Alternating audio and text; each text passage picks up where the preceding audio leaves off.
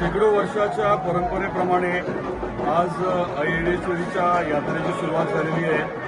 आईची पालखी येरमाळ्यामध्ये गावामध्ये आली आहे आणि आपण बघितलं लाखो भाविक प्रचंड उत्साहात भक्तीने आईचं दर्शन करायला आले. दर्शन घेतलं आईचा भरभरून आशीर्वाद मिळाला आहे आणि आज परत एकदा नेहमीप्रमाणे आपण हेलिकॉप्टरने पुष्पवृष्टी देखील करू शकलो. जसं वेळ झाला हेलिकॉप्टरला, परंतु योग्य टायमिंगमध्ये सगळं झालं आणि त्याच्याने अजून थोडासा उत्साह सगळ्यांचा वाढतो. या पूर्ण प्रक्रियेमध्ये जे सर्वजण कष्ट घेतात त्यांचे मी मनापासून आभार व्यक्त करतो आणि आईच्या चरणी प्रार्थना हीच आहे की येणारं वर्ष सर्वांना अतिशय सुखसमृद्धीचं जावं. शेतकऱ्यांवरती दरवर्षी निसर्गाचं जे संकट असतं ते यावर्षी दूर राहावं.